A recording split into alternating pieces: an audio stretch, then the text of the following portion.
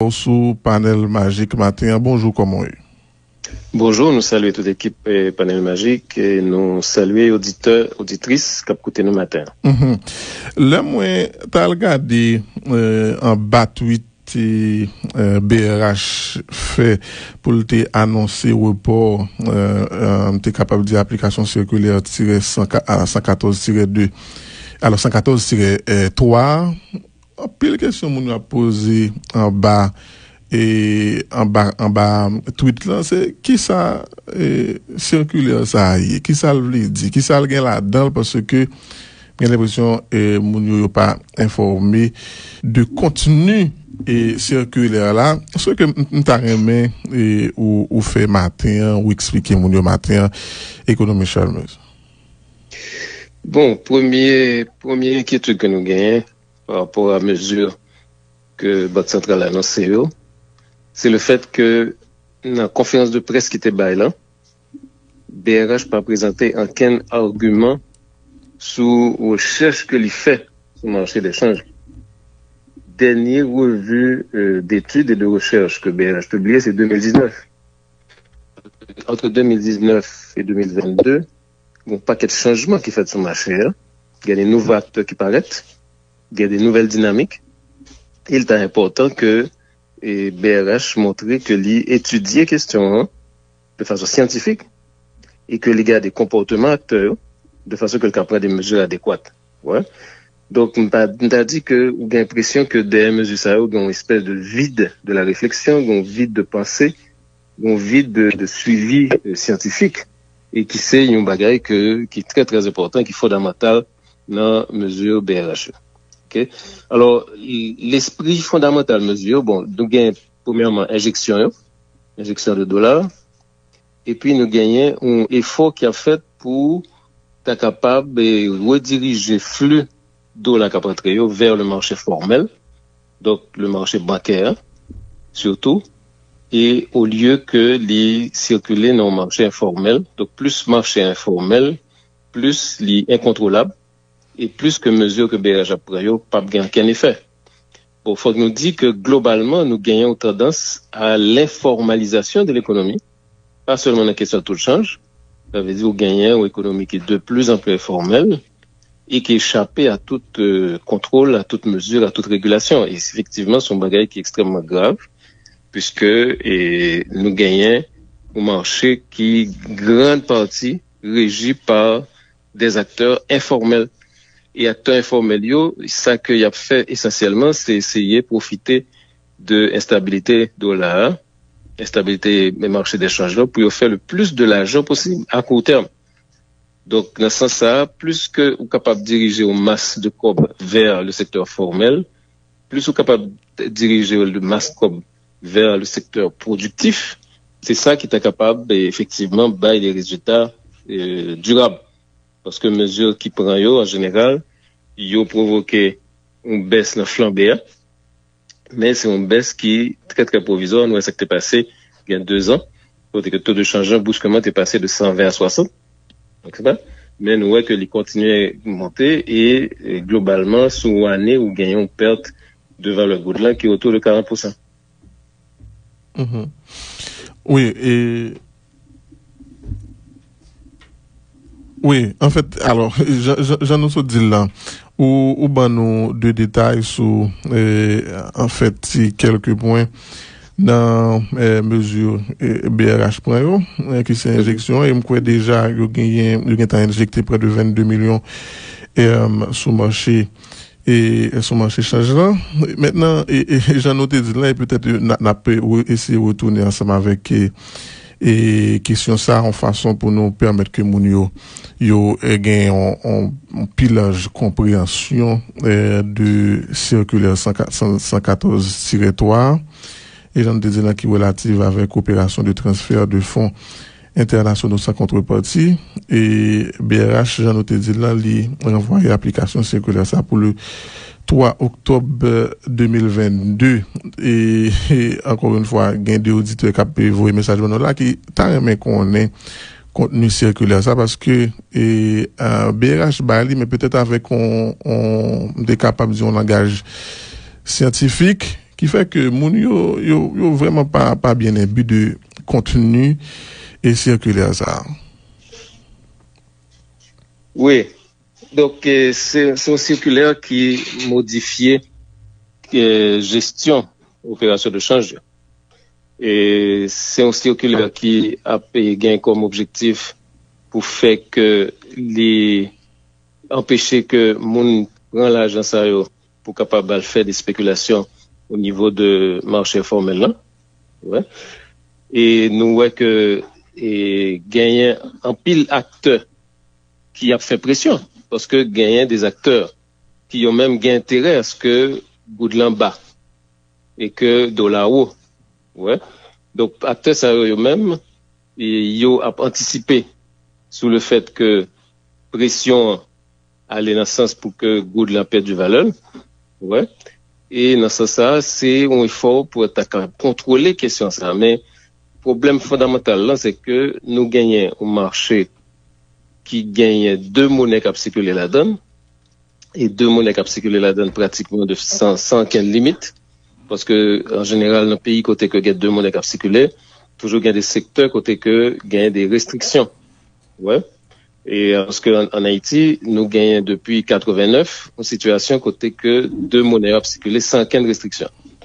Donc ça, c'est structurel ça.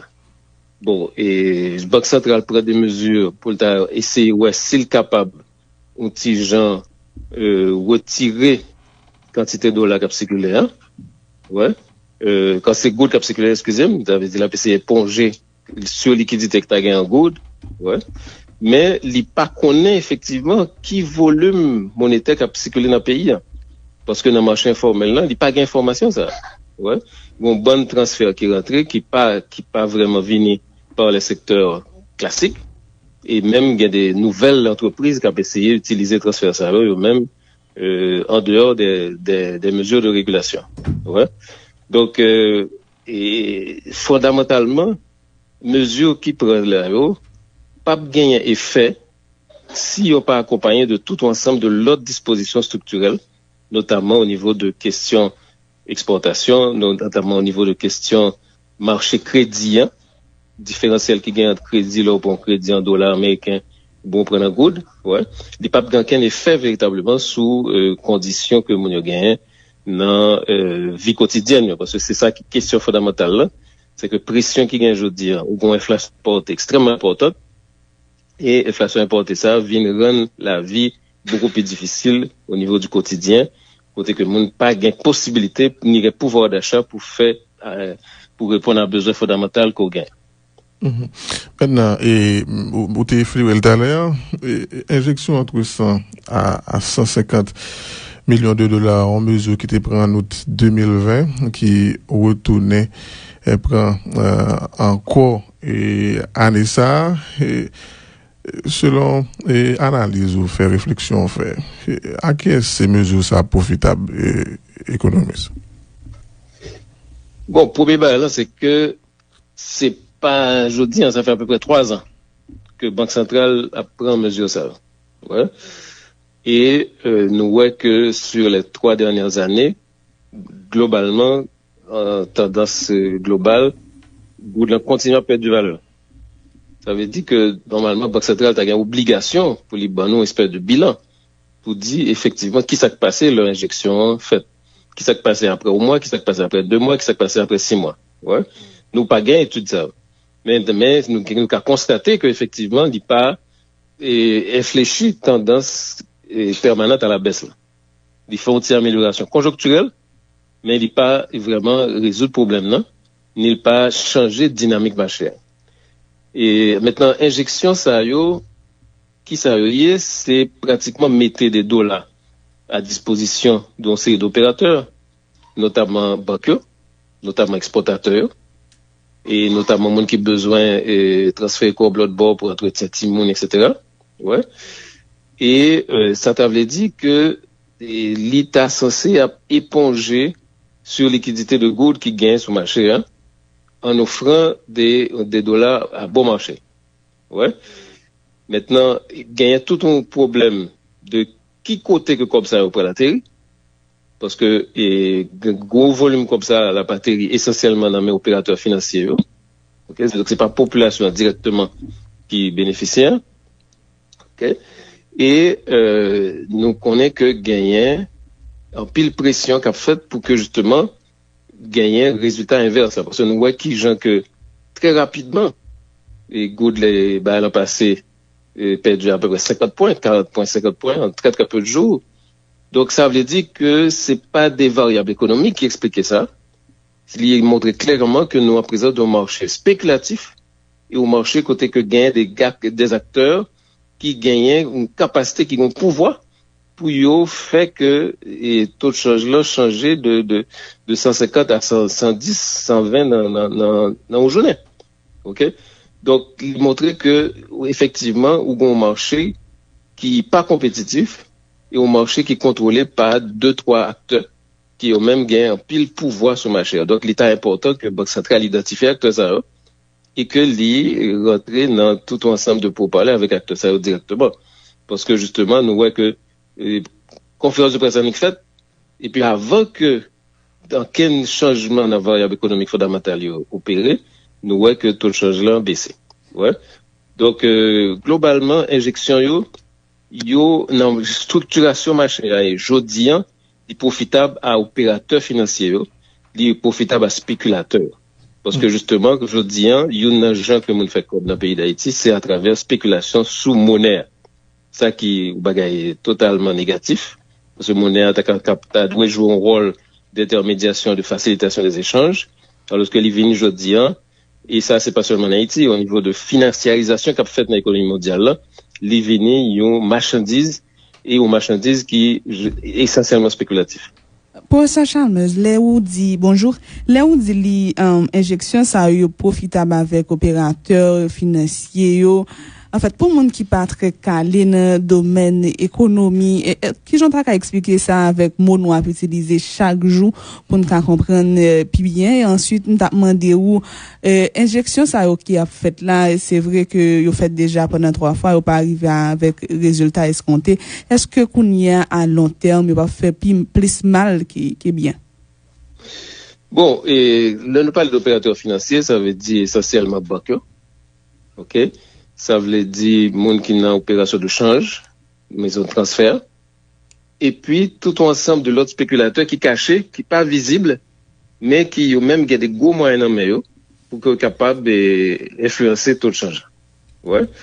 Et ça veut dire que Banque centrale mettait à la disposition de banques un dollar qui est bon marché, ok? Et puis, on est capable de gagner des acteurs au niveau du système bancaire qui prennent comme dollar ça bon marché et puis qui recyclent vers le secteur informel et qui vendent très cher. OK? Donc, ça veut dire qu'on est capable de prendre, par exemple, le dollar dans la Banque centrale à 112 et puis, yo en contact avec des acteurs qui même prennent revendre même dollar ça à 100, 125, 127, 130. OK? Donc, dans cette opération de changer de dollar de mer, ils ont fait des revenus considérables. Ouais.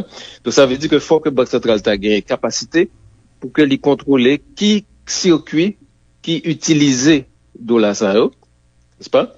Et éviter que justement, dollar que la baille bon marché, recycler vers le marché informel à un taux très élevé, évidemment, au détriment du consommateur final. D'accord?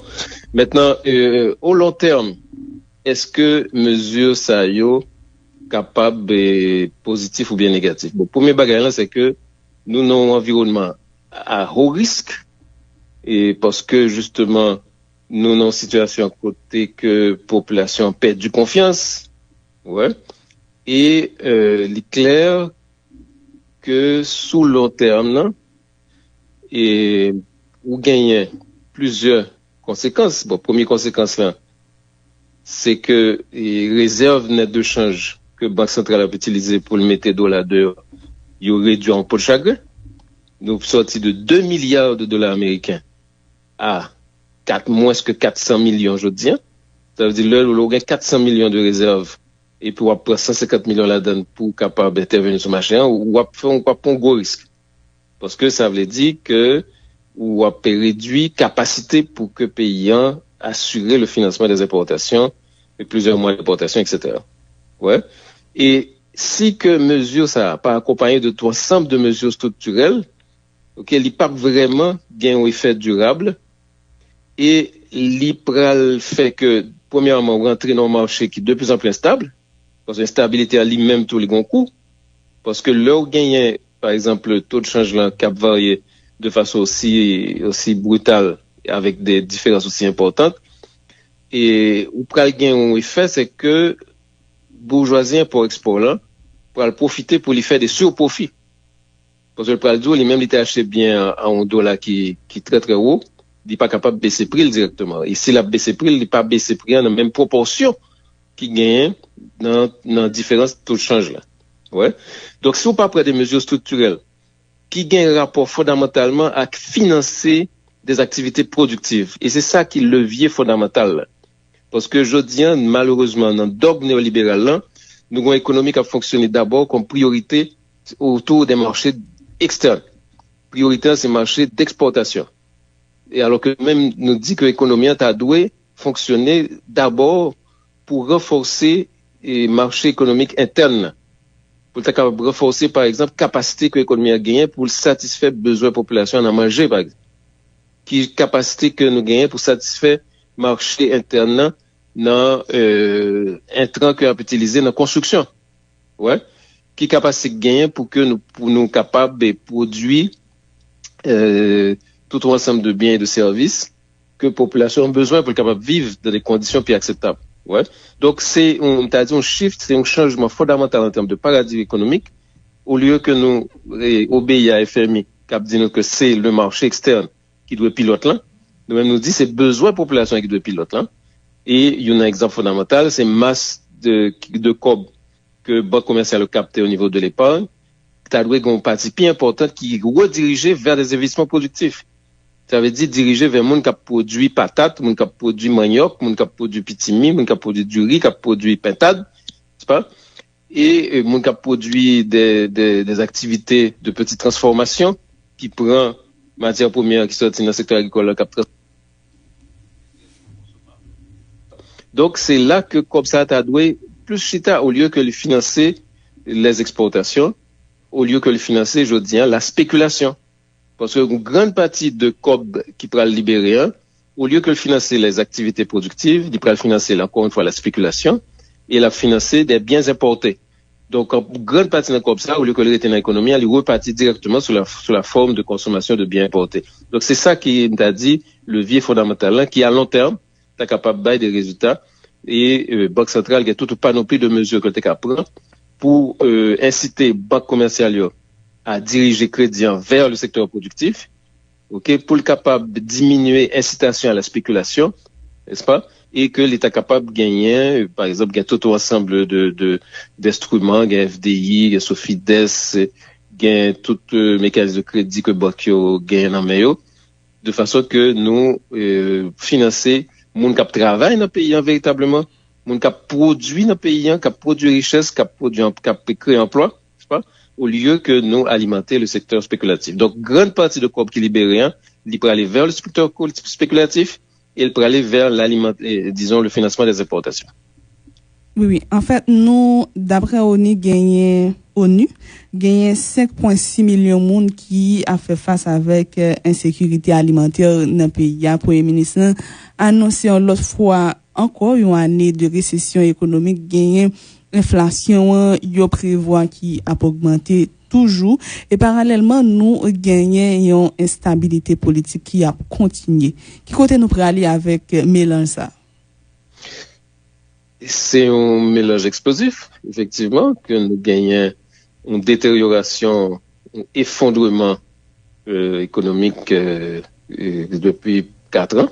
Ouais, côté qu'on gagne taux de croissance négatif, ou une récession qui a duré, et gagne un phénomène sécuritaire qui fait que monde perd du confiance dans le pays, perd du confiance dans l'économie, donc on fuit des capitaux.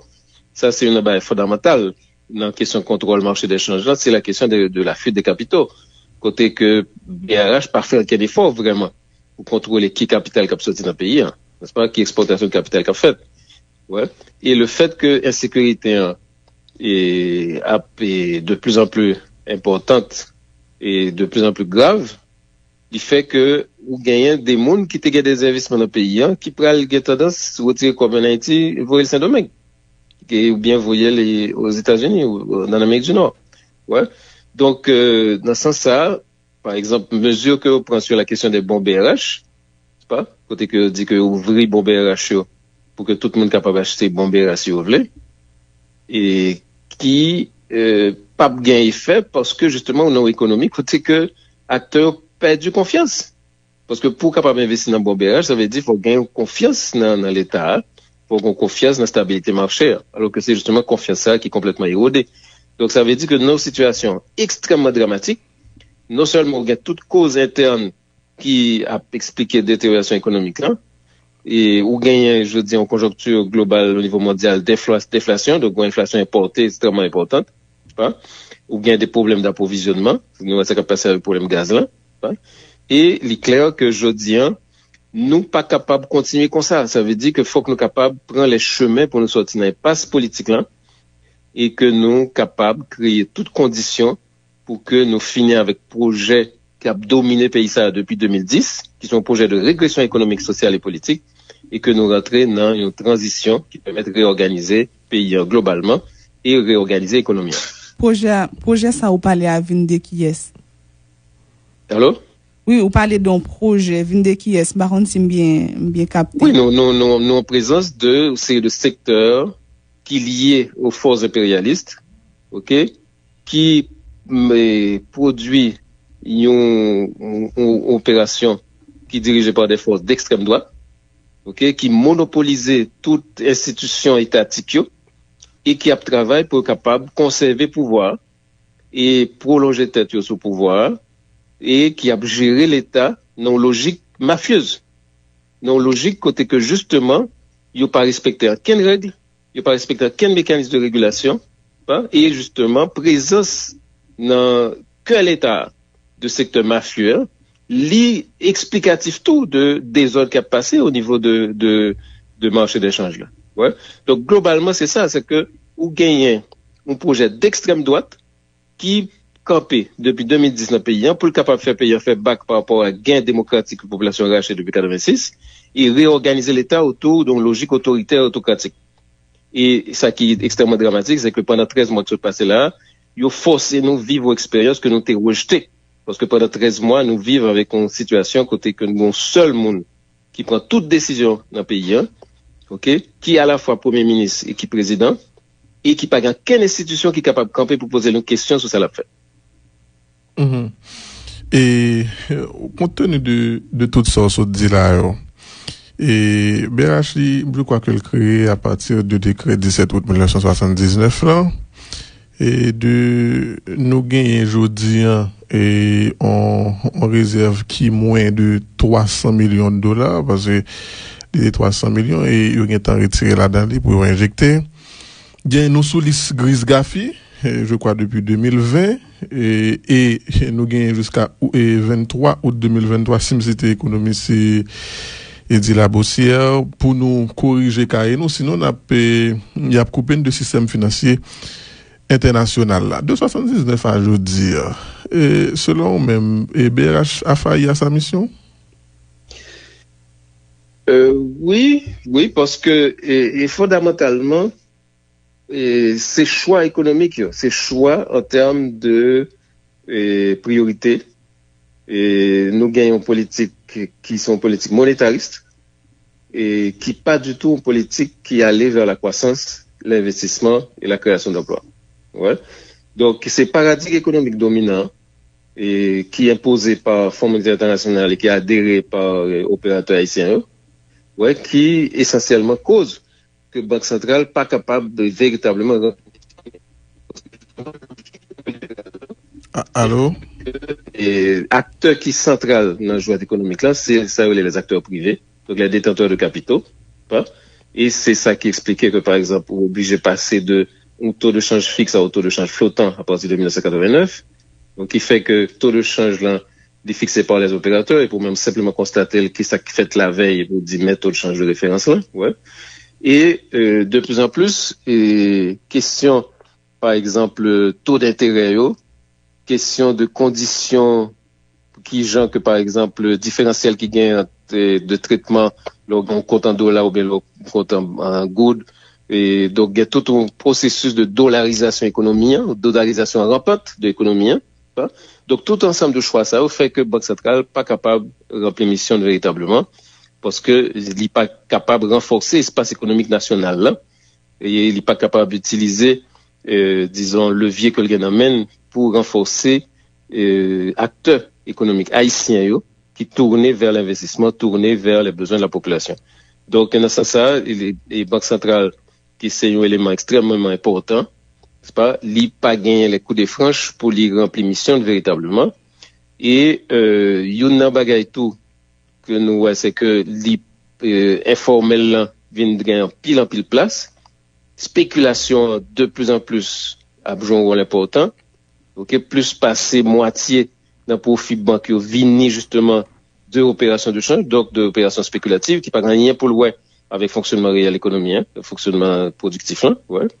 Et faut que nous soyons capables de gagner une autre politique économique, une autre politique macroéconomique, une autre vision et une banque centrale qui est beaucoup plus proactif, qui est beaucoup plus dynamique, c'est pas, et qui a intervenu, qui a étudié questions, comme tu as dit au départ, qui a fait des recherches sur machin et qui a expliqué ce qui a passé, et qui t'a plus, t'as dit, campé face à tout un ensemble d'acteurs qui a fait des ordres, tout un ensemble d'acteurs qui ont même de plus en plus à fonctionner à partir de logiques mafieuses, qui est très, très, très coûteuses pour la population et qui gagnent des effets catastrophiques sur l'économie.